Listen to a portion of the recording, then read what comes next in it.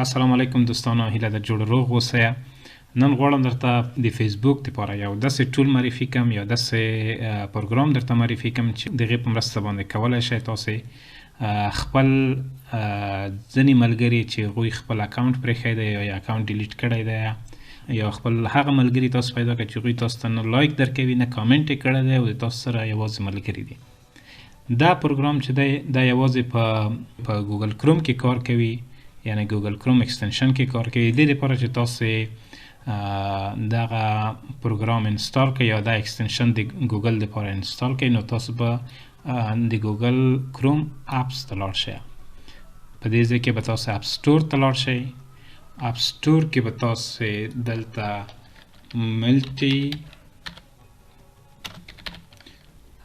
ملټیپل ټول فور فیسبوک ولیکئ.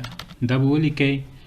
اوس خو ما دا اکستنشن انسټال کړی دی، خو تاسو کولی شئ چې تاسو ته به داسې ښکارېږي چې اډ ټو کروم، نو تاسو کولی شئ چې دا وګورئ، او کله چې مو اډ کړه نو تاسو به په دې ځای کې دا پیدا کړئ. دلته به راشئ. په دې مو چې کله کلیک وکړلو نو تاسو کوم فیسبوک اکاونټ چې خلاص کړی دی، مطلب په دې ځای کې هغه به تاسو دلته ښکاره شي. دلته بېلابېلې برخې دي، خو زه به درته مهمې برخې معرفي کړم چې کومې د نن بحث موضوع ده او یا جالبې دي. هغه به لومړی مثلا کولی شئ چې پروفایل داشبورډ ته ولاړ شئ.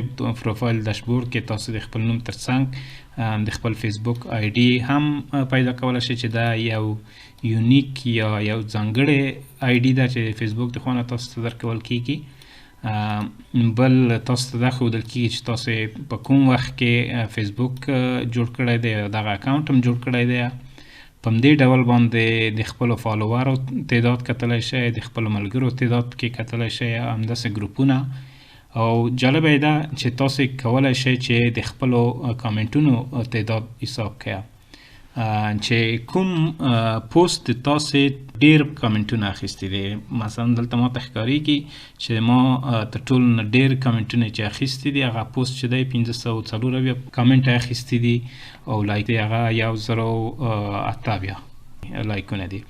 په همدې ډول باندې د پوسټونو تعداد چې تاسو په دې موده کې څومره پوسټونه کړي، دا تعداد تاسو ته ښایي، حساب یې درکوي، او ټول څومره کامنټونه تاسو ته شوي دي، او په همدې ډول باندې ټول لایکونو شمیر هم څومره دی. تاسو کولی شئ ټولز ته لاړ شئ. دلته په ټولز کې فرینډز نومور دی، دا یې بهترین دی، یعنی جالب دی. ځینې وخت کې سړی 50,000 دوستان یې پوره شوي وي، نور خلک یې تقاضا لري چې هغوی ورسره ملګري شي، خو دا یې نشي کولی چې هغوی ملګري کړي. په دې باندې هم نه پوهېږي چې څوک د چا اکاونټ ډي اکټیویټ دی یا اکاونټ فیسبوک کې نشته، او یا د ملګرتیا وړ نه دي. زه یې کولی شم دوی د فیسبوک نه لرې کړم. مهم دلته یوه خبره د فیسبوک لاک بای فیسبوک دی. دا هغه کسان دي چې دوی فیسبوک د طرفه لاک شوي دي، یعنې دوی که اکاونټ د فیسبوک د خوا بند شوی دی. دا چې په کوم خاطر باندې بلاک شوی دی، کیدای شي هغه د فیسبوک پالیسي کې سړی وګوري چې ولې په کومو مسایلو باندې بندوي. خو موږ دا لیست په همدې اول تاسو ته دا ښیي چې لاک بای فیسبوک، او که چیرې د سلو ته کو او موږ نورو پاڼو ته ولاړ شو، نو دلته بیا تاسو ته هغه دوستان هم ښایي چې هغوی خپله باندې خپل فیسبوک بند کړی دی. نو هغې کې تاسو ته لیکي چې ډي اکټیویټډ، یعنې دوی په خپل لاسي ډي اکټیویټ کړی دی، یعنې خپل فیسبوک کې تړلی دی. دا چې لنډمهاله دی او که اوږدمهالی دی دا نه معلومیږي په دې کې. نو تاسو کولی شئ چې دغه دوستان هم چې یا ډي اکټیویټ کړی دی، تاسو په دې ډول باندې وګورئ چې دا ډي اکټیویټ دي، خو دا اکټیو دي. تاسو کولی شئ اکټیو ځنې لرې کړئ. تاسو اکټیو ځنې لرې کړئ په همدې ډول باندې.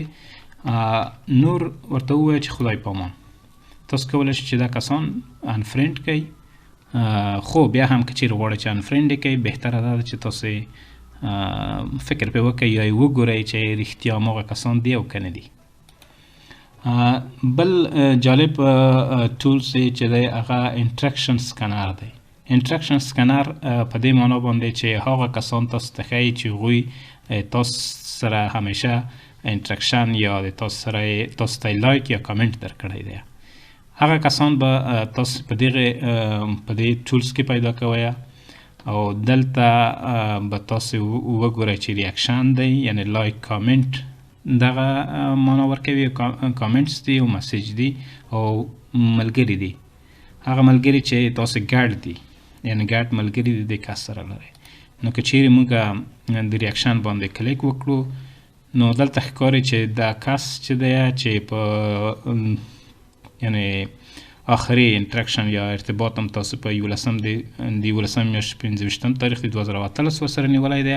هغه ارتباط څه دی 2 دانې مسیج هم را سره تبادله کړي دي او کامنټ هم د نه کامنټ کړی دی او نه یې تاسو ته لایک درکړی تر اوسه پورې. تاسو کولی شئ په مجموعي ډول باندې کلیک وکړئ او یا یو کس یا انتخاب کړئ ورته ووایئ چې خدای پامان. نو په دې ډول باندې تاسو کولی شئ چې خپل هغه دوستان پیدا کړئ چې هغوی تاسو ته ډېر کامنټونه کړي دي یا هغه دوستان خپل پیدا کړئ چې هغوی تاسو ته ډېر لایکونه درکړي دي او یا هغه دوستان خپل پیدا کړئ چې تاسو ته ډېر مسیجونه کړي دي او یا په همدې ډول باندې هغه کسان چې تاسو ډېر ګډ ملګري ورسره لرئ.